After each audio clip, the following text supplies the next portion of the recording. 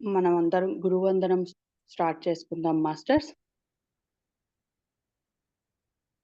మనందరి గురువు గారైన బ్రహ్మర్షి పితామహ పత్రిజీ గారికి ఆత్మ ప్రణామాలను తెలియజేసుకుందాం. అలాగే వంశీకిరణ్ మాస్టర్ గారికి కూడా మనందరి ఆత్మ ప్రణామాలని తెలియజేసుకుందాం మాస్టర్స్. మనకి జ్ఞానాన్ని అందిస్తూ ఈ ప్లాట్ఫామ్‌ని మనకి అందించిన మన ప్రవీణ మేడం గారికి కూడా ఆత్మ ప్రణామాల్ని తెలియజేసుకుందాం. ఈరోజు మనం తీసుకుపోయే జ్ఞానాన్ని అందిస్తున్న ఈ బుక్ రచయిత టార్కం గారికి కూడా మనందరి ఆత్మ ప్రణామాల్ని తెలియజేసుకుందాం.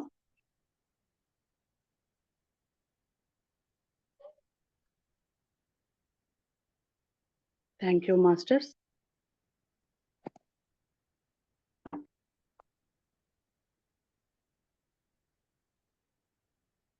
స్టార్ట్ చేయను మేడం. చేయమ్మా. మానవాళికి టెలివిజన్ను అందించారు, కానీ దాన్ని ఎలా ఉపయోగించాలో ప్రజలకు తెలియదు. టెలివిజన్ నైతిక ఆధ్యాత్మిక కాలుష్యానికి మూలం అయిపోయింది. పిల్లలు టెలివిజన్లో కొన్ని వేల గంటల పాటు కార్టూన్లు చూస్తూ ఉంటే చివరకు వాళ్ళు కార్టూన్లలాగానే వీధుల్లో పరుగులు తీస్తారు. ఇలాంటి సాంకేతిక పరిజ్ఞానాన్ని ఉపయోగించడానికి ప్రజల చైతన్యం సిద్ధంగా ఉండాలి. మొదట మనం చైతన్యం విస్తరించాలి. అప్పుడు మన ఇంద్రియాలను, సాంకేతిక పరిజ్ఞానాన్ని మనం సరైన విధంగా ఉపయోగించగలుగుతాం. అంటే చైతన్యం అనేది విస్తృతం అయ్యున్నప్పుడు ఉపయోగించే అంటే జ్ఞాన పరిధి పెరిగే కొద్దీ మనం దాన్ని ఏ విధంగా ఉపయోగించాలి, ఎలాగా ఉపయోగించాలి అనేది క్లారిటీ ఉంటది. ఇప్పుడు కంప్యూటర్స్ వచ్చింది. ఇవన్నీ నాలెడ్జ్ తీసుకుంటున్నాము. ఇంకా లోతుల్లో ఇంకా ఎన్నో నేర్చుకుంటున్నాం. సి నేర్చుకున్నాం, C++, జావా ఇలా ఒక్కొక్కటి నేర్చుకునే కొద్దీ, ఆ లోతుల్లోకెళ్ళే కొద్దీ, ఆ జ్ఞాన పరిధి పెరిగే కొద్దీ దాన్ని ఎలాగ ఉపయోగించాలి, ఇంకా కొత్త టెక్నిక్స్ ఏంటి అని ఆ క్రియేటివిటీ అనేది మనలో పెరుగుతూనే ఉంటుంది కదా! అలాగా. మొదట మన చైతన్యం విస్తరించాలి. అప్పుడు మన ఇంద్రియాలను, సాంకేతిక పరిజ్ఞానాన్ని మనం సరైన విధంగా ఉపయోగించగలుగుతాం. అనేక మూలాల ద్వారా అందిన లేదా పొందిన జ్ఞానం ఫలితంగానే సాంకేతిక పరిజ్ఞానం లభించింది అని మనం గ్రహించాలి. కానీ అంటే ఎన్నో స్వచ్ఛమైన మూలాల ద్వారా ఇది పొందాము అంటే, ఆ మూలాల గురించి కూడా తెలుసుకున్నప్పుడు, ఇంకా దాన్ని ఉపయోగించే విధానము మనకు బాగా అర్థమవుతుంది. కానీ స్వచ్ఛమైన చైతన్యం అనేది మనస్సు కాదు. ఉన్నత నియమాలకు అనుగుణంగా శరీరం పనిచేసేలా మార్గం చూపే కాంతివంతమైన ఆత్మ ప్రకాశమే చైతన్యం. చైతన్యము అంటే మనస్సు అనుకుంటున్నారు. కానీ మనస్సు కాదు. ఆత్మ ఆత్మ అంటే ఏంటి? మహాకారణ లోకాల్లో ఉన్న ఆత్మ యొక్క చైతన్యమే అని చెప్తున్నారు. అంటే అది చైతన్యం అంటే ఇది కాదు. ఈ మనస్సు, ఇంద్రియాలు ఇవి కాదు చైతన్యం అంటే. ఆత్మదే చైతన్యము అని చెప్తున్నారు. ఎప్పుడైతే ఆత్మలో ఆ కాంతి తత్వాన్ని పెంచుతూ ఉంటామో, మనము దుర్గుణాలన్నీ సద్గుణాలుగా మారుస్తూ, ఇంకా ముందుకు వెళ్తూ ఉంటామో, అప్పుడు ఆ ఆత్మలో కూడా ఆ కాంతి అనేది పెరుగుతూ ఉంటుంది. అంటే ఇప్పుడు ఆ పూర్ణత్వాన్ని సాధించుకోగలగడం అని. అంటే ఎప్పుడు ఆత్మ ఆ పూర్ణత్వాన్ని సాధించుకుంది అంటే దాని ఆత్మ చైతన్యం విస్తృతమయ్యింది కాబట్టి ఆ పూర్ణత్వాన్ని సాధించుకుంది. అలా విస్తృతమయ్యున్నప్పుడు దాని యొక్క నాలెడ్జ్ మారిపోతూ ఉంటుంది. జ్ఞాన పరిధి పెరుగుతూ ఉంటుంది. ఇంకా ముందుకు వెళ్తూ ఉంటాం. అంటే ఆ పూర్ణత్వానికి దగ్గరవుతూ ఉంటాం. అది. ప్రశ్న: నేను ప్రతికూల భావోద్వేగాలకు లోనై చాలా ఎక్కువ సమయం గడుపుతూ ఉంటాను. కానీ నేను వాటిని అధిగమించటానికి ప్రయత్నిస్తున్నాను. నేను ఒక పరిస్థితిని సృష్టిస్తే కనుక దాన్ని మార్చేయడం సాధ్యం అవుతుందా? ఉదాహరణకు, నేను నవ్వు ముఖంతో ఉంటాను. సరే, నేను ఆ పని చేస్తాను అని అంటాను. కానీ ఏంటండి? మళ్ళీ మనసులో చదువు అది. ఆ లైన్ చదువు. మేడం. క్వెషను. నేను ప్రతికూల భావోద్వేగాలకు లోనై చాలా ఎక్కువ సమయం గడుపుతూ ఉంటాను. కానీ నేను వాటిని అధిగమించటానికి ప్రయత్నిస్తున్నాను. నేను ఒక పరిస్థితిని సృష్టిస్తే కనుక దాన్ని మార్చేయటం సాధ్యం అవుతుందా? అని క్వెషన్ చేస్తున్నారు. ఉదాహరణకు, నేను నవ్వు ముఖంతో ఉంటాను. సరే, నేను ఆ పని చేస్తాను అని అంటాను. కానీ మనస్సులో మాత్రం నేను నన్ను పూర్తిగా ద్వేషిస్తున్నాను. నిన్ను పూర్తిగా ద్వేషిస్తున్నాను అని తిట్టుకుంటూ ఉంటాను. చదువు చదువు. Answer madam. క్వెషన్ అయిపోయింది. ఆ! జవాబు: మీరు గతంలో ఏం చేశారు అనే దాన్ని గురించి దిగులు పడకండి. అది ఇప్పటికే ఖజానాలోకి చేరిపోయింది. ఇప్పుడు చేయగలిగిన అత్యుత్తమమైన పని ఏమిటంటే భవిష్యత్తుపై దృష్టి కేంద్రీకరించి కృషి చెయ్యండి. మౌర్య మహా మౌర్య మహాత్ములు చెప్పినది ఏమిటంటే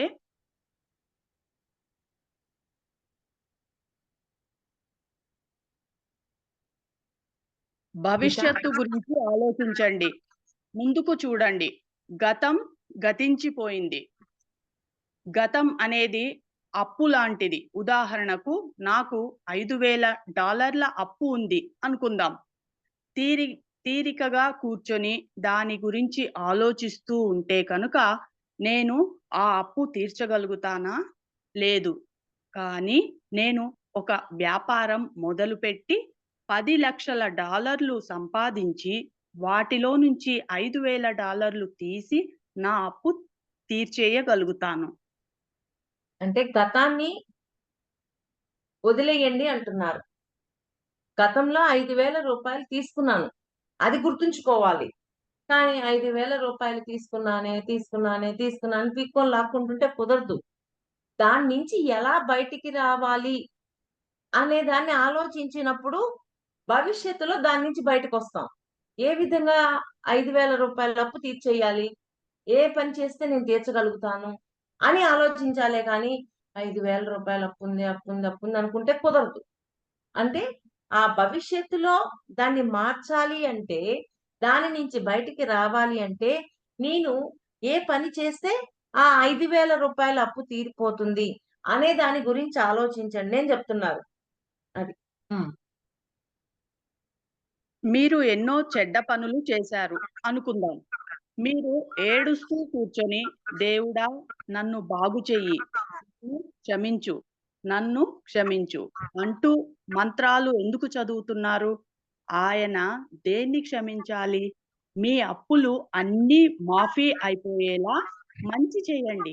లెక్కలేనన్ని పుణ్య కార్యాలు చేయండి. అంటే ఆసియా చెప్పు చెప్పమ్మా. ఆసియా ఖండంలో ప్రజలు 60 లేదా 70 ఏళ్ల వయస్సు వచ్చాక, ఆహా! కర్మఫలం ఇక పరిపక్వం అవుతోంది అని అంటూ ఉంటారు. ఎందుకంటే వాళ్ళు తమ జీవితంలో ఎన్ని రకాల బుద్ధిలేని పనులు చేశారంటే, వాళ్ళు ఎవరెవరికి అబద్ధాలు చెప్పారో, ఎవరెవరిని తిట్టిపోశారో, ఎవరెవరిని ఎవరి నుంచి దొంగతనాలు మొదలైనవి చేశారో వాళ్ళందరినీ వెతికి పట్టుకోవడం కుదరదు. కాబట్టి వీళ్ళు పేదవాళ్లకు బిందులు ఇస్తారు.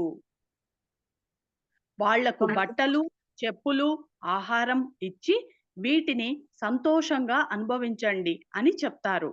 ఈ విధంగా తాము చేసిన అప్పులను తిరిగి చెల్లిస్తున్నాం అని వాళ్ళు అనుకుంటూ ఉంటారు. సరే కొంచెం ముందు నుంచి చదువుతాను. ఓకే. హ్మ్.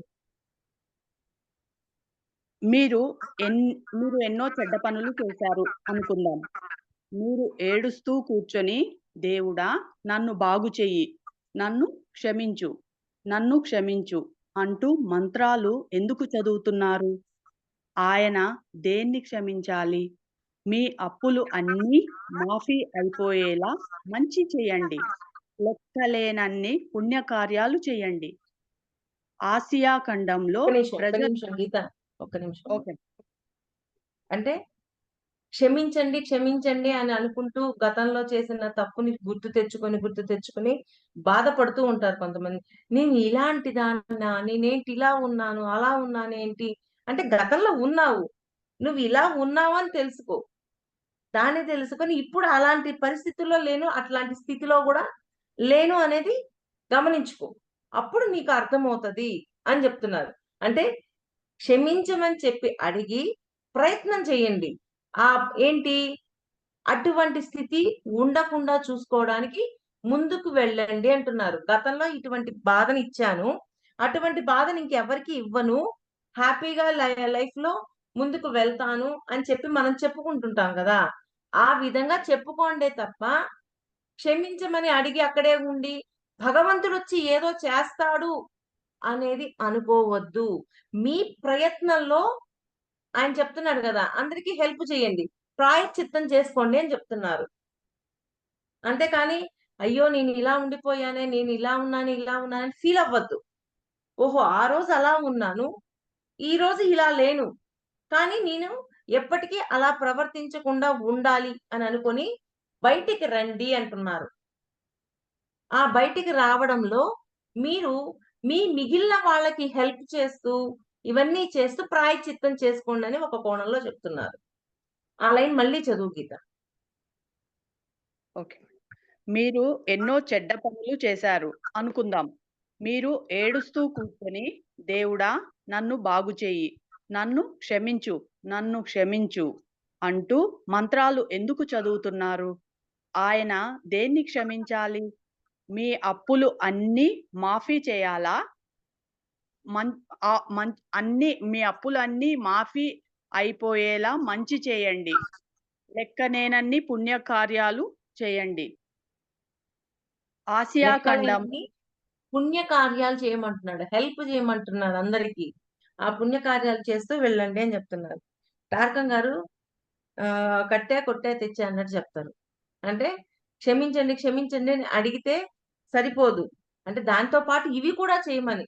ఒట్టి క్షమాపణ కోరుకుంటే సరిపోదు. వాటితో పాటు పుణ్యకార్యాలు కూడా చేయండి, సేవ చేయండి అని చెప్తున్నారు. హ్మ్. ఆసియా ఖండంలో ప్రజలు 60 లేదా 70 ఏళ్ళు వయస్సు వచ్చాక, ఆహా! కర్మఫలం ఇక పరిపక్వం అవుతోంది అని అంటూ ఉంటారు. ఎందుకంటే, వాళ్ళు తమ జీవితంలో ఎన్ని రకాల బుద్ధిలేని పనులు చేశారంటే, వాళ్ళు ఎవరెవరికి అబద్ధాలు చెప్పారో, ఎవరెవరిని తిట్టిపోశారో, ఎవరెవరి నుంచి దొంగతనాలు మొదలైనవి చేశారో వాళ్ళందరినీ వెతికి పట్టుకోవడం కుదరదు. కాబట్టి వీళ్ళు పేదవాళ్లకు విందులు ఇస్తారు. వాళ్లకు బట్టలు, చెప్పులు, ఆహారం ఇచ్చి వీటిని సంతోషంగా అనుభవించండి అని చెప్తారు. అంటే మనం ఏ పాపాలైతే చేశామో, ఆ పాపాలకు బలి అయిన వాళ్ళు అంటే అటువంటి మనం చేసిన పాపానికి ఎదుర్కొన్న వాళ్ళు మళ్ళీ తిరిగి మనకు కనిపించరు కదా! కనిపించరు కాబట్టి దాన్ని వదిలేసి మీరు ఇక్కడ ఉన్న వాళ్ళకి హెల్ప్ చేస్తూ, పుణ్యకార్యాలు చేస్తూ ముందుకు వెళ్ళండి అని చెప్తున్నారు. గతం గతించింది. దానికోసం అక్కడ ఎవరికి బాధ పెట్టానో వాళ్ళ కోసం ఎదురు చూడొద్దు. వాళ్ళ కోసం ముందుకు వెళ్ళొద్దు. కానీ ఇప్పుడు మన చుట్టూ ఉన్న వాళ్ళకి, మనమున్న ప్రదేశాల్లో వాళ్ళకి హెల్ప్ చేస్తూ ముందుకు వెళ్ళండి అని జెప్పి ఆ పాయింట్ క్లారిటీ ఇస్తున్నారాయన. హ్మ్. ఈ విధంగా తాము చేసిన అప్పులను తి తిరిగి చెల్లిస్తున్నాం అని వాళ్ళు అనుకుంటూ ఉంటారు. అంటే గతంలో చేసిన వాళ్ళని బాధ పెట్టాం. ఆ బాధలకు కారణము ఏదో ఒక విధంగా పెట్టున్నాం కదా! ఇప్పుడు ఉన్న వాళ్ళకి హెల్ప్ చేస్తూ, ఆ బాధల నుంచి మనం బయటికి వస్తున్నాము అని అనుకుంటూ ఉండమంటున్నారు. అది ఇక్కడ. హ్మ్.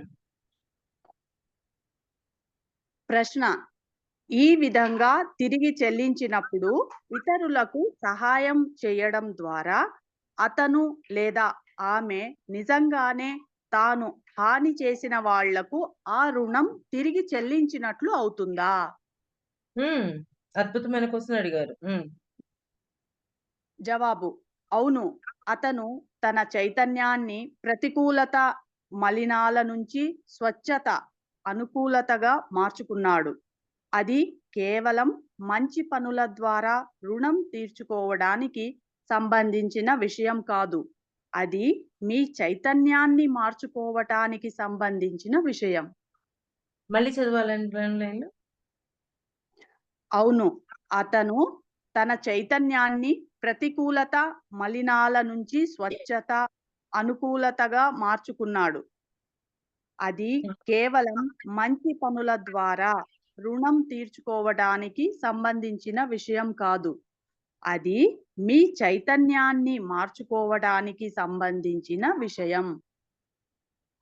అంటే మీరు ఈ పని చేస్తుంది ఎందుకు అంటే, మీ చైతన్యాన్ని మార్చడం కోసం ఈ పని చేస్తున్నారు అనే అవగాహనతో ఉండండి అని చెప్తున్నారు. అంటే గతంలో ఆ పని చేశాము. అటువంటి పని ఇప్పుడు చెయ్యము. అని మేము దాంట్లో మారాము అని మీకు మారడం కోసం ఇటువంటి పుణ్యకర్మలు ఇవన్నీ చేస్తూ, ఆ మార్పును గమనించండి అన్నట్టు చెప్తున్నారు. మళ్ళీ ఆ లైన్ చదువు గీత. ఓకే. ఆన్సర్: అవును. అతను తన చైతన్యాన్ని ప్రతికూలత, మలినాల నుంచి స్వచ్ఛత, అనుకూలతగా మార్చుకున్నాడు. అంటే అది ప్రతికూలంగా ఉన్నదాన్ని అనుకూలంగా, స్వచ్ఛతగా మార్చుకున్నాడు. ప్రతికూలంగా ఉన్నదాన్ని అనుకూలంగా మార్చుకోవడం అంటే, గతంలో హింస చేశాము. ఇప్పుడు అటువంటి హింస చేయకుండా మార్చుకున్నాం. మనం రోజు కర్మ విపాకంలో చేసేదే వస్తుందంతా ఇక్కడ. చెప్పు. అది కేవలం మంచి పనుల ద్వారా రుణం తీర్చుకోవడానికి సంబంధించిన విషయం కాదు. అది మీ చైతన్యాన్ని మార్చుకోవడానికి సంబంధించిన విషయం. అంటే రుణం తీర్చుకోవడం అనేది ఒకటైతే, ఆ రుణం తీర్చుకోవడం ద్వారా మీ చైతన్యాన్ని మార్చుకుంటున్నారు అనేది మెయిన్ ఇంపార్టెంట్ అంటున్నారు. మీ చైతన్యాన్ని మార్చుకోవడం కోసమే ఈ పనులన్నీ చేస్తున్నారు. అంటే ప్రతికూలమైన చైతన్యం నుంచి అనుకూలమైన చైతన్యంగా మార్చుకుంటున్నాము. ఈ పనులు చేసే విషయంలో మనము రుణాన్ని తీర్చుకోవడం, ఆ రుణం తీర్చడంలో మనల్ని మనం మార్చుకుంటున్నాము అని చెప్తున్నారు. నెక్స్ట్ అంతే కదా! క్వెషన్. మనము ఒక మాట అనుకుంటాం. దుష్కర్మ నుంచి జ్ఞానాన్ని పొందండి అని. అప్పుడు ఏంటి? గతంలో హింస చేశాం. అటువంటి హింస ఇప్పుడు చేయకుండా ఉంటాము అని చెప్పుకుంటున్నాం. అంటే ఆ హింస నేను ఇంకెప్పటికి ఎవరికీ ఇవ్వనని చెప్తున్నాం. అంటే మార్పొచ్చిందా లేదా చైతన్యంలో? అంటే అనంగానే సరిపోదండి. పరిస్థితొచ్చినప్పుడు, దాన్ని ఆచరించినప్పుడు మన చైతన్యం మారినట్టు. చెప్పుకుంటే సరిపోదు. మళ్ళీ అట్లాంటి పరిస్థితి మనకొస్తది. ఆ పరిస్థితి మనకొచ్చినప్పుడు మనము అట్లాగే ఉన్నాము అనుకోండి. అంటే మారలేదు అని. దానికి వ్యతిరేకంగా లేకుండా చక్కగా హింస లేకుండా చూసాము అనుకోండి మారినట్టు.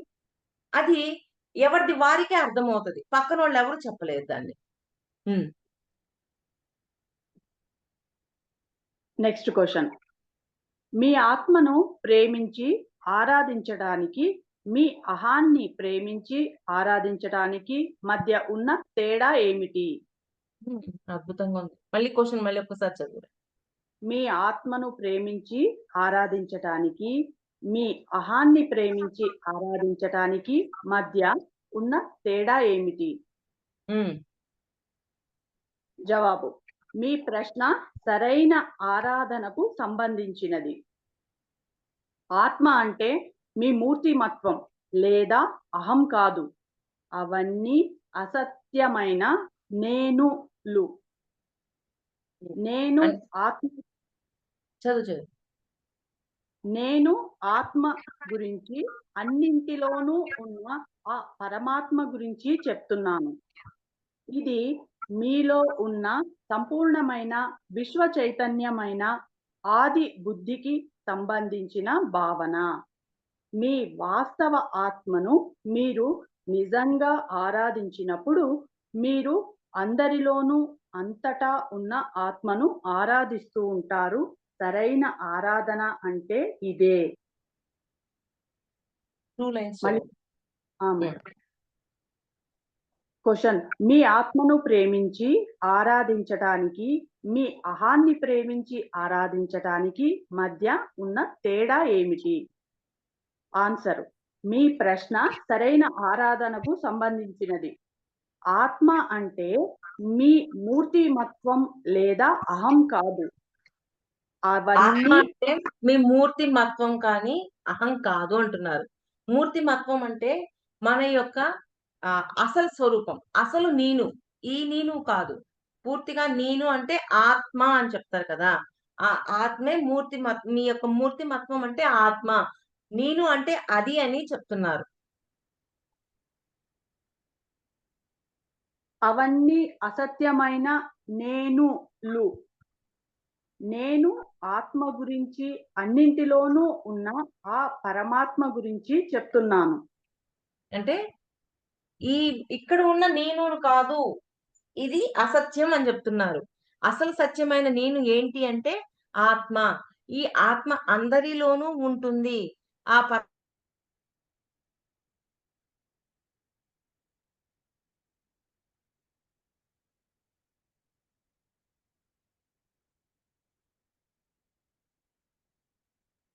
మీ వాయిస్ రావట్లేదు మేడం.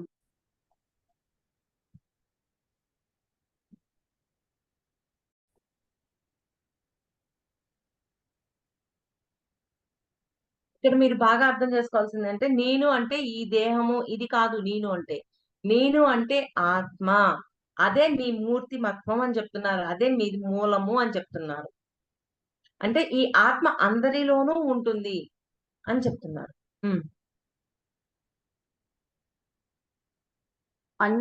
నేను ఆత్మ గురించి, అన్నింటిలోనూ ఉన్న ఆ పరమాత్మ గురించి చెప్తున్నాను. ఇది మీలో ఉన్న సంపూర్ణమైన విశ్వ చైతన్యమైన ఆ బుద్ధికి, ఆ బుద్ధుడికి, ఆది బుద్ధుడికి సంబంధించిన భావన. అది నేను ముందు పాయింట్ ఇది మీలో ఉన్న సంపూర్ణమైన విశ్వ చైతన్యమైన ఆది బుద్ధుడికి సంబంధించిన భావన. దీని ముందు లైను.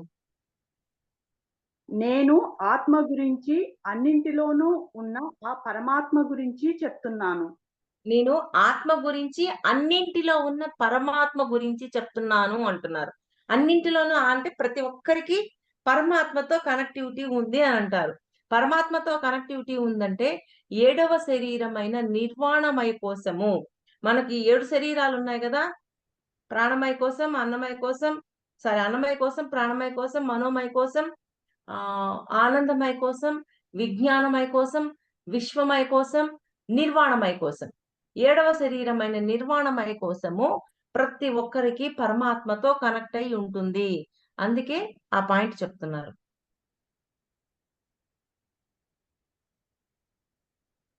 ఇది మీలో ఉన్న సంపూర్ణమైన విశ్వ చైతన్యమైన ఆది బుద్ధుడికి సంబంధించిన భావన. మీ వాస్తవ ఆత్మను మీరు నిజంగా ఆరాధించినప్పుడు మీరు అందరిలోనూ అంతటా ఉన్న ఆత్మను ఆరాధిస్తుంటారు. సరైన ఆరాధన అంటే ఇదే. అంటే మన ఆత్మను మనం ఎప్పుడైతే ఆరాధిస్తామో, మన ఆత్మ ఏదైతే చెప్తుందో దాన్ని ఫాలో అవుతామో, అహంలోకి వెళ్ళము. కానీ ఆత్మ చెప్పంది చేస్తూ ఉన్నప్పుడు అహంలోకెళ్ళిపోతూ ఉంటాం. మనము మొన్న ఒక బుక్ చదువుకున్నాం. ఆ బుక్‌లో కూడా కర్ణుడు తన ఆత్మ చెప్పింది వినలేదు. బయట ఇక్కడ ఉన్నవాళ్ళు చెప్పినందువల్ల అహం మార్గంలోకి వెళ్ళిపోయారు అని చెప్పుకున్నాం. అలాగా ఆత్మ ఏ ప్రణాళిక మీదైతే మనల్ని పంపించిందో, ఏమి నేర్చుకోమని మనల్ని పంపించిందో, ఆ పని పూర్తి చేయాల. ఆ పని పూర్తి చేస్తే ఆత్మ ఇంకొంచెం ఆత్మ చైతన్యం కొంచెం విస్తృతమవుతుంది. కానీ మనం ఆ పని చెయ్యము. ఆత్మ చెప్పింది ఒక్కొక్కసారి చెయ్యం. కానీ ఆత్మ చెప్పింది చెయ్యాల. అందుకే మీ స్వధర్మాన్నే పాటించండి అని కృష్ణుడు పక్కాగా చెప్తూ ఉంటాడు. ఆ పని చెయ్యమని చెప్తున్నారు. హ్మ్. అంటే మన యొక్క ఆత్మని మనం ఎప్పుడైతే ఆరాధిస్తామో మిగిలిన వాళ్ళ యొక్క ఆత్మని కూడా అలాగే ఆరాధించగలుగుతాము. ఎలాగా? మన ఆత్మ ప్రకారం మన జీవితం నడుస్తుంది. ఓకే. ఇప్పుడు మనము ఒక ఫ్యామిలీగా ఒక ప్రణాళికేసుకొని మన ఇంట్లో వాళ్ళందరిని తీసుకొచ్చుకున్నాం. ఓకే. మనము మన ఆత్మ ప్రణాళికను ఫాలో అవుతున్నాం. ఫాలో అవుతూ ఉన్నప్పుడు మన చుట్టూ ఉన్న వాళ్ళ యొక్క ప్రవర్తనకి మనం ఒక్కొక్కసారి విసుగొస్తది. చిరాకొస్తది. ఇవన్నీ రాకుండా చూసుకోవాలి అంటే మనం కూడా తెలుసుకోగలం. మన ఆత్మ ప్రణాళికను మనం ఎలా గౌరవిస్తున్నామో వాళ్ళ ఆత్మ ప్రణాళికను కూడా నేను గౌరవించగలగాలి అని మనం అనుకుంటాం. అప్పటిదాకా మనం అనుకోమనమాట. మనకు తెలీదు. మామూలుగా భౌతికంగా చూసినప్పుడు, ఇక్కడ ఉన్న జీవితాన్ని బట్టి చూసినప్పుడు ఒక విధంగా ఉంటది. ఎప్పుడైతే మన ఆత్మతో కనెక్ట్ అయ్యి, మన ఆత్మ ఏం నేర్చుకోవాలని భూమి మీదకు పంపించిందో, అవన్నీ నేర్చుకుంటూ, దాన్ని విస్తృతపరుచుకుంటూ, మనం ముందుకు వెళ్తూ ఉన్నప్పుడు, మన చుట్టూ ఉన్న వాళ్ళ యొక్క ప్రవర్తన, వాళ్ళను చూసి కూడా మనము ఇదివరకులాగా అపోజిట్‌గా ఆలోచించము. ఓహో! వాళ్ళ జీవితంలో వాళ్ళ ఆత్మ యొక్క ప్రణాళికను బట్టి నిర్ణయించబడినవి జరుగుతున్నాయి. కాబట్టి నేను వాటన్నింటిని యాక్సెప్ట్ చెయ్యాలి అనే కోణంలోకి మనం వెళ్ళిపోతాం. లేకపోతే మనం వెళ్ళము. అందుకని మన ఆత్మని ఎప్పుడైతే ఆరాధిస్తామో, మిగిలిన వాళ్ళ యొక్క ఆత్మని కూడా మనం ఆరాధించగలుగుతాము అన్న పాయింట్ చెప్తున్నారు తారకం గారు. ఆ పాయింట్ మళ్ళీ చదువురా.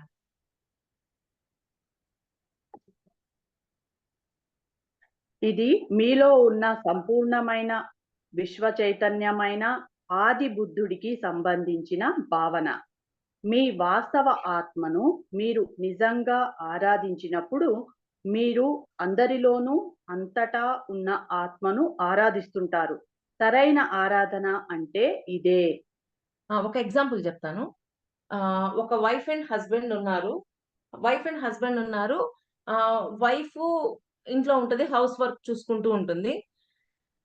హస్బెండు బయట బిజినెస్ చేస్తూ ఉంటాడు. బయట బిజినెస్ చేస్తూ ఉంటే, అతను వైఫ్‌కి తెలియకుండా ఒక బిల్డింగ్ కొన్నాడు. బిల్డింగ్ కొన్నాడు. కొన్న తర్వాత వైఫ్‌కి చెప్పాడు. సరే, ఓకే. వైఫ్‌కి చెప్పాక వైఫ్ ఓహో! బిల్డింగ్ కొన్నారా అని అనుకుంది. తర్వాత ఇంకొన్ని రోజులు అటు పక్కకు వెళ్లి బిల్డింగ్ చూస్తే, ఆ బిల్డింగ్ పడగొట్టేశారు. ఆ బిల్డింగ్ పడగొట్టేసేసి, ఆ బిల్డింగ్ ప్లేస్‌లో ఇంకేదో కట్టాలని హస్బెండు అంతా నిర్ణయించుకున్నాడు. నిర్ణయించుకొని తర్వాత ఈ వైఫ్ వెళ్లి ఆ ప్లేస్‌లో ఆ జరగడాన్నంతా చూసింది. చూసి ఇదేంటి కనీసం నాకు ఒక ఇన్ఫర్మేషను ఇవ్వలేదు. నాకేమీ చెప్పలేదు. మరి ఎందుకిలా ఇలా ప్రవర్తించాడని ఆ వైఫ్ అనుకుంది. ఒకరి లైఫ్‌లో జరిగిన విషయం చెప్తున్నాను. అనుకుంది. అనుకోగానే ఓకే. ఎందుకని ఇలాగా అనుకున్నాడో, మరి ఎందుకు చేస్తున్నాడో, ఎందుకు చెప్పలేదు అంటే అప్పుడు అతను చెప్పడం మొదలుపెట్టాడు. ఇవన్నీ జరుగుతూ ఉన్నాయి. ఆ బిల్డింగ్ కన్‌స్ట్రక్షన్ జరిగే క్రమంలో అతనికి చాలా చిరాకొస్తుంది, కోపమొస్తుంది. వచ్చి వైఫ్ మీద ఆ కోపాన్ని చూపిస్తూ ఉన్నాడు. ఆ వైఫ్ మీద కోపాన్ని చూపిస్తూ ఉన్నప్పుడు, ఆ వైఫ్‌కి అనిపించింది. ఇక్కడ నేను చేసిన దుష్కర్మ ఏమైనా ఉందా? మరి ఎందుకు అతను నా మీద ఇంత కోప్పడుతున్నాడు? ఆ బిల్డింగ్ కొన్నప్పుడు చెప్పలేదు, పడగొట్టినప్పుడు చెప్పలేదు, కట్టాలి అనుకున్నది చెప్పలేదు. నిర్ణయాలు తీసుకున్న తర్వాత నాకు చెప్పారు. కానీ ఈరోజు ఆ కట్టే క్రమంలో అతనికెందుకు అంత విసుగు, చిరాకొస్తే నా మీద ఎందుకు చూపిస్తున్నారు? ఒకసారంటే ఓకే. ప్రతిసారి వచ్చి విసుగు, చిరాకు చూపిస్తున్నారు ఆ భార్య మీద. ఆ అమ్మాయికి ఆ డౌటొచ్చి ధ్యానంలో కూర్చొని అడిగింది. అప్పుడు మాస్టర్సు తనకొక ఇన్ఫర్మేషన్ ఇచ్చారు.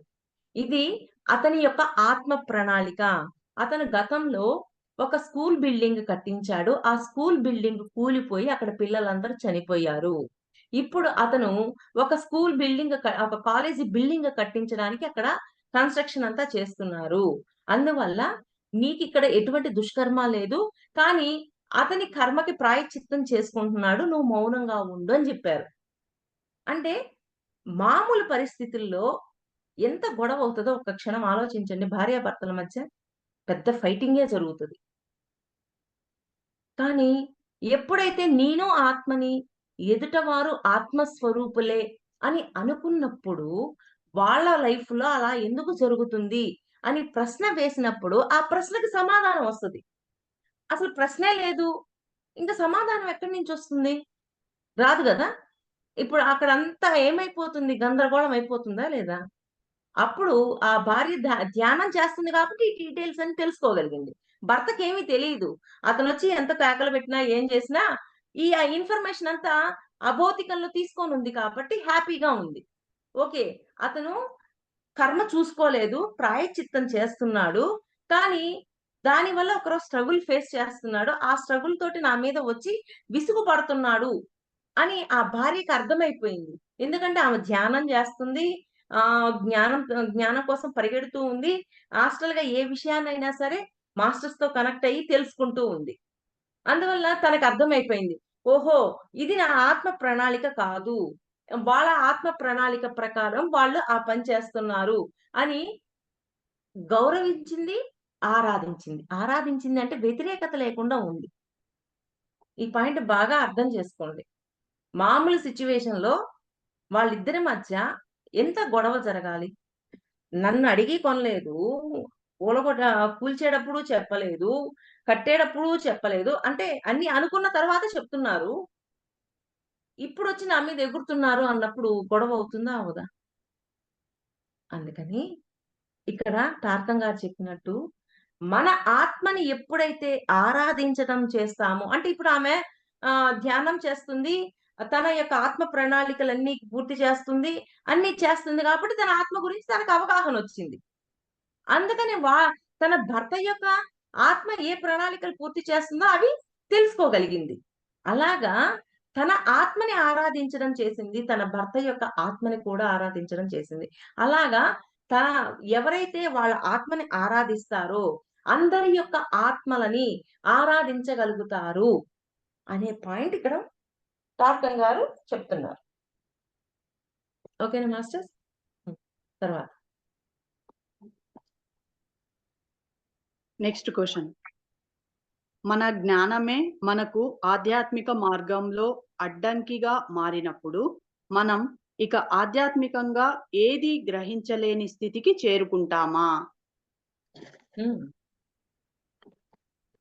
జవాబు: అవును. పూర్తిగా నిండిపోయి ఇక ఏదీ స్వీకరించలేని స్థితి అనేది ఒక స్పాంజ్ ఇప్పుడే నిండుగా నీటిని పీల్చుకున్నట్లు ఉంటుంది. మీరు దాన్ని బలవంతం చేసి ఇంకో 10 గ్యాలన్ల నీటిని పీల్చుకో అని చెప్తే అది పీల్చుకోలేదు. అందుకే మీరు సనాతన ప్రజ్ఞను నెమ్మదిగా, క్రమక్రమంగా చాలా సరళమైన, స్పష్టమైన ఉపమానాలు, వివరణలతో చెప్పాలి. ఇలా చేయడం వలన ప్రజలు నెమ్మదిగా ఆ జ్ఞానాన్ని రుచి చూసి, జీర్ణం చేసుకొని దాన్ని సాకారం చేసుకోగలుగుతారు. సనాతన ప్రజ్ఞకు శత్రువులుగా మారిన వాళ్ళు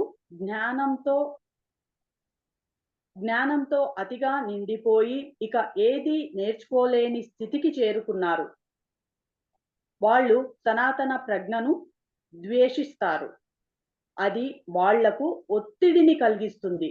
మోయలేని పెద్ద బరువులా అనిపిస్తుంది. ప్రజలు ఇక ఏమాత్రం జ్ఞానాన్ని స్వీకరించలేని స్థితికి చేరుకుంటున్నారని నేను గ్రహించగలిగినప్పుడు వాళ్ళు అధ్యయనం చేయడం లేదా చదవడం కొంతకాలం పాటు ఆపేసి బయటకు వెళ్లి విశ్రాంతి తీసుకోవాలని నేను సూచిస్తూ ఉంటాను. క్వశ్చన్ ఆన్సర్ మళ్ళీ చెప్తాను. 2 లైన్స్ చదువు. ఎక్కువ చదవకు. క్వశ్చన్: మన జ్ఞానమే మనకు ఆధ్యాత్మిక మార్గంలో అడ్డంకిగా మారినప్పుడు మనం ఇక ఆధ్యాత్మికంగా ఏది గ్రహించలేని స్థితికి చేరుకుంటామా? జవాబు: అవును. పూర్తిగా నిండిపోయి ఇక ఏదీ స్వీకరించలేని స్థితి అనేది ఒక స్పాంజ్ ఇప్పుడే నిండుగా నీటిని పీల్చుకున్నట్లు ఉంటుంది. అంటే ఒక స్పాంజ్‌ని ఒక కుండలో నీళ్లున్నాయి. ఆ నిండు కుండలో ఒక స్పాంజినేసాం. స్పాంజినేయగానే కుండలో ఏసారు గదా నన్ను అని చెప్పి ఆ స్పాంజ్ ఈ కుండ నీళ్ళన్నీ పీల్చుకుంటదా? పీల్చుకోదు గదా!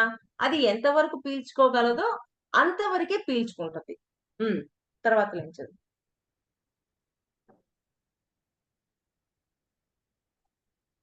మీరు దాన్ని బలవంతం చేసి ఇంకో 10 గ్యాలన్ల నీటిని పీల్చుకో అని చెప్తే అది పీల్చుకోలేదు.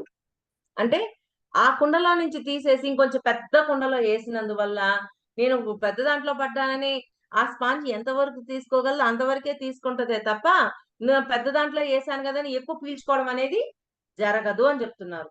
ఈ పాయింట్ బాగా వినండి. హ్మ్. అందుకే మీరు సనాతన ప్రజ్ఞను నెమ్మదిగా, క్రమక్రమంగా చాలా సరళమైన, స్పష్టమైన ఉపమానాలు, వివరణలతో చెప్పాలి. అంటే ఈ సనాతన ప్రజ్ఞ ఎప్పటినుంచో ఈ ప్రజ్ఞని, ఈ జ్ఞానాన్ని సరళంగా నిన్న మనం చెప్పుకున్నాము. ఏంటి? సహజంగా ముందుకు వెళ్దాం. సహజంగా ఉందాం అని చెప్తున్నారు. అలాగా సరళంగా నేర్చుకోండి అని అంటే ఇప్పుడు ఒక నీటి కుండలో స్పాంజిని వేసాము. ఆ స్పాంజిని వేసిన ఒక 10 లీటర్లు ఉన్న నీటి కుండలో స్పాంజిని వేసాం. అది ఎంత వరకు పీల్చుకోగలదో అంతవరకే పీల్చుకుంది. ఆ స్పాంజిని 20 లీటర్లు ఉన్న కుండలో వేసినా కానీ, అది ఎంతవరకు పీల్చుకోగలదో అంతవరకే పీల్చుకుంటది. అలాగని 10 లీటర్ల నుంచి 20 లీటర్లకేసారు కాబట్టి, నేనెక్కువ పీల్చుకోవాలని పీల్చుకోదు. అంటే దాని యొక్క శక్తి సామర్థ్యం మీద అది ఎంతవరకు పీల్చుకోగలదో అంతవరకే పీల్చుకుంటది అని జెప్తున్నారు. అంటే మనము ఎప్పుడు ఆ సనాతన ప్రజ్ఞని సరళంగా తెలుసుకోవాలి అని చెప్తున్నారు. ఆ పాయింట్ మళ్ళీ చదువు. సరళంగా అనే పదం. అందుకే మీరు సనాతన ప్రజ్ఞను నెమ్మదిగా, క్రమక్రమంగా, చాలా సరళమైన, స్పష్టమైన ఉపమానాలు, వివరణలతో చెప్పాలి. అంటే ఉపమానాలు, వివరణలతో చెప్పాలి. ఉపమానాలు అంటే ఎగ్జాంపుల్స్. ఇప్పుడు నేను చెప్పాను కదా!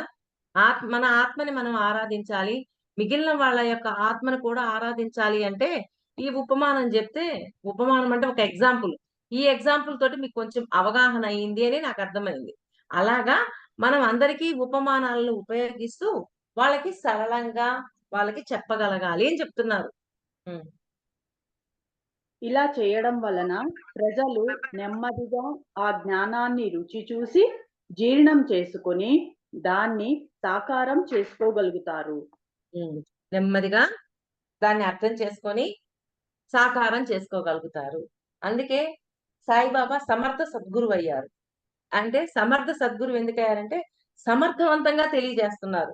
ఎదుటివాడికి సరళంగా, దాన్ని జీర్ణించుకోగలిగే విధంగా, ఆయన అర్థమయ్యే విధంగా చెప్తారు బాబా. అందుకే సమర్థ సద్గురువయ్యారు. అలాగా అంటే సద్గురువులు ఒక విధంగా చెప్తారు. సమర్థ సద్గురువులు సత్యాన్ని అంటే సత్యాన్ని సరళంగా వాళ్ళు గ్రహించగలిగేటట్లుగా తేలికగా ఉండే విధంగా వాళ్ళకి చెప్పగలగాలి. ఉపమానాలను ఉపయోగించి అని చెప్తున్నారు. అందుకే బాబా సమర్థ సద్గురువయ్యారు. ఆయన సత్యాన్ని చాలా సరళంగా చెప్తారు. చాలా అంటే నిజ జీవితంలో అంతా అర్థమయ్యేటట్టు చెప్తారు. ఎందుకు మనకి వంశీ సార్ ఉన్నారు. ఫ్యామిలీ గురించి చెప్పమంటే సార్ ఎంత అద్భుతంగా చెప్తారో చూడండి. జీవితం ఒక నాటకం. మీ వారు అరుస్తున్నారా? ఓకే. ఏం చేసినా సరే అంటే ఇది నాటకం. నాటకం మొగుడు, నాటకం పెళ్ళాం అని ఎంతో అద్భుతంగా చెప్తారు గదా! అంటే దాన్ని సరళంగా చెప్పబట్టి చాలా మంది జీవితాలలో అది సరళంగా ఎక్కుతూనే ఉంది. అందువల్ల వాళ్ళ జీవితాల్లో అటువంటి బాధల నుంచి బయటకొచ్చేస్తూనే ఉన్నారు. అలాగా మనము సార్ ఎన్నో ఉపమానాలను ఉపయోగించి మనకర్థమయ్యేటట్టు చెప్తున్నారు. అలాగా మనం సమర్థ సద్గురువులుగా అంటే ఒక సద్గురువు చెప్పేదానికి, సమర్థ సద్గురువు చెప్పేదానికి సత్యం చాలా తేలికగా చెప్పగలుగుతారు. అంటే సమర్థవంతంగా చెప్పాలి అని చెప్తున్నారు. హ్మ్. ఇలా చేయడం వలన ప్రజలు నెమ్మదిగా ఆ జ్ఞానాన్ని రుచి చూసి, జీర్ణం చేసుకొని, దాన్ని సాకారం చేసుకోగలుగుతారు. రుచి చూసి జీర్ణం చేసుకొని సాకారం అంటే ఆచరించగలుగుతారు. సనాతన ప్రజ్ఞకు శత్రువులుగా మారిన వాళ్ళు జ్ఞానంతో అతిగా నిండిపోయి ఇక ఏదీ నేర్చుకోలేని స్థితిని చేరుకున్నారు. వాళ్ళు సనాతన ప్రజ్ఞను ద్వేషిస్తారు. అంటే గబగబా మార్చేసుకోవాలి. గబగబా అన్నీ నేర్చేసుకోవాలి. అన్నీ తెలిసేసుకోవాలి. ఇవన్నీ చేయటం వలన నిన్న మనం చెప్పుకున్న చక్రాలు యాక్టివేట్ అయిపోవాలి, కుండలిని యాక్టివేట్ అయిపోవాలి, నా ఇంద్రియాలు ఇవన్నీ ఫాస్ట్ గా జరిగిపోవాలని ఆ సనాతన ప్రజ్ఞను ఫాస్ట్ గా ఎక్కించుకుంటారు. ఎక్కించుకున్నందువల్ల లాభం ఏమీ లేదు. అందువల్ల స్టెప్ బై స్టెప్ ఒక్కొక్కటిగా నేర్చుకుందాం. ఈ రోజు ఒక పాయింట్ నేర్చుకున్నాం. అబ్బా! అద్భుతంగా ఉంది పాయింటు. ధ్యానంలో కూర్చున్నాం. దాన్ని బాగా మననం చేస్తున్నాం. ఈరోజు మొన్నొకసారి ఒక భగవద్గీతలో కఠినంగా మాట్లాడడం కూడా అసురీయ లక్షణము అని చెప్పి విన్నాను. ఓహో! అంటే మాట్లాడేటప్పుడు మన మాటలో కఠినత్వం ఉండకూడదా అని అనిపించింది. కూర్చున్నప్పుడల్లా దాన్ని బై హార్ట్ చేస్తూనే ఉన్నాను. అలాగా మనకు నచ్చిన పాయింట్‌ని ఈరోజు ఈ పాయింట్ నచ్చింది. దాన్ని బాగా బై హార్ట్ చేసాం. అది మన లోపలికి వెళ్ళిపోయింది. ఆ బీజము మన లోపలికి వెళ్ళిపోయింది. వెళ్ళిపోయాక అటువంటి పరిస్థితి వచ్చినప్పుడు ఆ బీజము నుంచి మనకి ఆ బీజం మొక్కై కూర్చుంటది. ఓకే. పరిస్థితి వచ్చినప్పుడు ఎమ్మటనే గుర్తు చేస్తది. ఏయ్! ఏంది కఠినంగా మాట్లాడుతున్నావు? అలా మాట్లాడకూడదు గదా! అది అసురు లక్షణం గదా! అని గుర్తు చేస్తది. ఎమ్మటనే మనం మార్చేసుకుంటాం. అలాగా. అంటే ఆ ప్రజ్ఞని ఎంత సరళంగా తీసుకోవాలో అంతగా తీసుకోండి. ఒక్కసారిగా అంత ఎక్కేసేయాలి, అంతా అయిపోవాలి ఇంకా అని మొత్తం ఏసేసామనుకోండి, ఏది అనేది అర్థం కాదు. గందరగోళం అయిపోతది. అక్కడికి పోతే అది నచ్చింది. అది చేద్దాం. ఇంకొకటి నచ్చింది. ఇంకొకటి చేద్దాం. అందరూ చెప్పింది అన్నీ వినండి. కానీ ఏదో ఒకటి మాత్రమే ఆచరించండి. ప్రతి ఒక్కటి వినాల. వినకపోతే కుదరదు. విని వాటిలో ఏదో ఒకటి సెలెక్ట్ చేసుకోండి. కొన్ని రోజులేమో ఒకటి చేస్తారు. కొన్ని రోజులేమో ఒకటి చేస్తారు. కొన్ని రోజులేమో ఇంకొకటి చేస్తారు. అంతకుముందు ఒక మేడము ఆహ్, చక్కగా డ్రీమ్సు అన్నీ తెలుసుకుంటూ ముందుకెళ్తుంది. ముందుకెళ్తూ ఉంది. తర్వాత ఇంకొకటేదో వచ్చింది. అక్కడికి వెళ్ళింది. అక్కడికి వెళ్ళి అక్కడ కొంత టైం నేర్చుకొని, ఆహా! నాకిది కాదు అని చెప్పి మళ్ళీ డ్రీమ్స్ కాడికి రావాలనుకుంది. ఇప్పుడు ఎటు కాకుండా అయిపోయింది గదా! ఒకదాన్నే పట్టుకోండి. మీ మీ విచక్షణకి ఏది చెయ్యాలి అనిపిస్తుందో, ఏది చేస్తే మీకు తేలికగా ఉంటుందో, దాన్ని మాత్రమే పట్టుకొని ముందుకు వెళ్ళిపోండి. అంతేకాని కొన్ని రోజులు ఒక చోట, కొన్ని రోజులు ఇంకొక చోట ఇట్లా మారుతూ ఉండే కొద్దీ ఎక్కడుంటదసలు? లోపలంతా గందరగోళమే. అందుకని మీ విచక్షణకు పదును పెట్టి అన్నీ విని ఏదో ఒకదాన్ని మాత్రమే సెలెక్ట్ చేసుకోండి. ఆ సెలెక్ట్ చేసుకున్న దారిలోనే వెళ్ళిపోండి ఇంకంతే. దాన్ని వెనక్కి తిరిగి చూడొద్దు. ఎవడో వచ్చి ఇది ఇట్టా ఉంది. నువ్వు ఇది చేస్తున్నావా? దీంట్లో అసలు ఏమన్నా తెలుసుకోవచ్చా? దీంట్లో ఏమి లేదు అన్నా కూడా మీరు వెనక్కి తిరగకూడదు. ఎందుకంటే అక్కడ మీ అనుభవ జ్ఞానం ఉంది. మీ అనుభవంతోటి మీరు దాన్ని సెలెక్ట్ చేసుకున్నారు. మరి ఆ సెలెక్ట్ చేసుకున్న దాన్ని ఎలా వదిలేస్తారు? వదిలేయకూడదు గదా! ఇప్పుడు కర్మ సిద్ధాంతం పట్టుకున్నాం. డ్రీమ్స్ పట్టుకున్నాం. ఓకే. ఈ దారిలో ఇంక వెళ్ళిపోవడం అంతే. అలా కాకుండా ఎవడో వచ్చి ఏంది కర్మ సిద్ధాంతమా? కర్మలే లేవు. మరి డ్రీమ్సా? అది కూడా ట్రాష్ ఏదేదో మాట్లాడతాడు. వాళ్ళు మాట్లాడినా మన అనుభవ జ్ఞానం ఎక్కడికి పోయింది? మనం పొందిన అనుభవం ఎక్కడికి పోయింది? అంటే మన అనుభవం మీద మనకే నమ్మకం లేదా? అంటే మన అనుభవాన్ని మనం నమ్మాలి. దాని మీద నమ్మకం లేకపోతే ఎక్కడికి పోయి నేర్చుకొని ఏం లాభం? అలాగా అన్నీ విని మీకు ఏది నచ్చిందో దాన్ని పట్టుకొని ఆ మార్గంలోనే వెళ్ళిపోండి ముందుకి. వెనక్కి తిరగద్దు. ఎవడో వచ్చి ఏదో చెప్పినా కూడా వినొద్దు. ఎందుకంటే అక్కడ మీ అనుభవ జ్ఞానం ఉంది. పక్కవాడి మాటకిస్తారా ఇందాక చెప్తాను. మీ స్వధర్మమా? పరధర్మమా? మీ స్వధర్మంలో ఆ అనుభవ జ్ఞానం ఉంది. పరధర్మంలో అనుభవ జ్ఞానం లేదు. అందుకని వాడు అట్ట మాట్లాడతాడు. కానీ వాడిది పట్టుకోకూడదు కదా! ఇప్పుడు ఆ అమ్మాయి డ్రీమ్స్ నుంచి ఇంకొక చోటకెళ్ళింది. అక్కడికెళ్ళి అక్కడ ఉండలేకపోతుంది. మళ్ళీ డ్రీమ్స్‌లోకొస్తానంటది. ఎక్కడ? టైమ్ అంతా వేస్ట్ అయిపోతుంది. మరి వచ్చాము. నేర్చుకోవడానికొచ్చాము. చక్కగా నేర్చుకుంటూ ముందుకెళ్ళిపోదాం. అందుకని ఏదో ఒకటే పట్టుకోండి. ఆ పట్టుకున్న దాన్ని వదలొద్దు. అది. ఎన్ని ఆటంకాలొచ్చినా మీ లక్ష్యం ఫైనల్‌గా అక్కడే ఉండాలి. పక్కనోడొచ్చాడు, ఆడొచ్చాడు, ఎక్కడెక్కడో వచ్చాడు. అన్నీ చెప్తా ఉంటాడు. వాళ్ళు చెప్పింది నమ్మద్దు. మీ అనుభవంలో మీరు పొందిన జ్ఞానాన్నే మీరు పట్టుకోండి. ఓకేనా మాస్టర్స్? హ్మ్. సనాతన ప్రజ్ఞకు శత్రువులుగా మారిన వాళ్ళు జ్ఞానంతో అతిగా నిండిపోయి ఇక ఏదీ నేర్చుకోలేని స్థితికి చేరుకున్నారు. అంటే ఏది వాళ్ళు నేర్చుకోలేకపోతున్నారు ఇప్పుడు. అదే ఏది నేర్చుకోవాలి ఇప్పుడు? అన్నీ విన్నారు. ఒకటి సెలెక్ట్ చేసుకుంటే పర్వాలే. సెలెక్ట్ చేసుకోకుండా సెలెక్ట్ చేసుకుని అమ్మో! ఇది ఇది కరెక్టో ఇది కాదు. ఇంకో దానికి పోదాం. అనుకోకూడదు. మీ హృదయం ఏం చెప్తుంది అనేది పట్టుకోండి. ఆ హృదయం చెప్పిన దాన్ని పట్టుకొని ఎళ్ళిపోండి అంతే. హ్మ్. వాళ్ళు సనాతన ప్రజ్ఞను ద్వేషిస్తారు. అది వాళ్లకు ఒత్తిడిని కలిగిస్తుంది. మొదలయ్యే మొయ్యలేని పెద్ద బరువులా అనిపిస్తుంది. ప్రజలు ఇక ఏమాత్రం జ్ఞానాన్ని స్వీకరించలేని స్థితికి చేరుకుంటున్నారని నేను గ్రహించినప్పుడు, వాళ్ళు అధ్యయనం చేయడం లేదా చదవటం కొంతకాలం పాటు ఆపేసి, బయటకు వెళ్లి విశ్రాంతి తీసుకోవాలని నేను సూచిస్తూ ఉంటాను. అంటే వాళ్ళొక కన్‌ఫ్యూజన్‌లోకెళ్ళిపోయారు. ఆ కన్‌ఫ్యూజన్‌లోకి వెళ్ళిపోయినప్పుడు ఆయనేం చెప్పేవారంటే, "ఇప్పుడు మీరేం పట్టుకోవద్దు. మీరేం చదవద్దు. ఏం వినొద్దు. కొన్ని రోజులు బయటికెళ్ళేసి రండి. దీని గురించి వదిలేసేసి బయటికెళ్ళేసొస్తే అప్పుడు మళ్ళీ క్లారిటీలోకొస్తారు" అని ఆయన అలా గైడ్ చేసేవారట. హ్మ్. తారకం గారు. Next question. అది రేపు చదువుదులే. నెక్స్ట్ క్వెషన్ నుంచి. ఓకే. శారద రికార్డింగ్ ఆపు.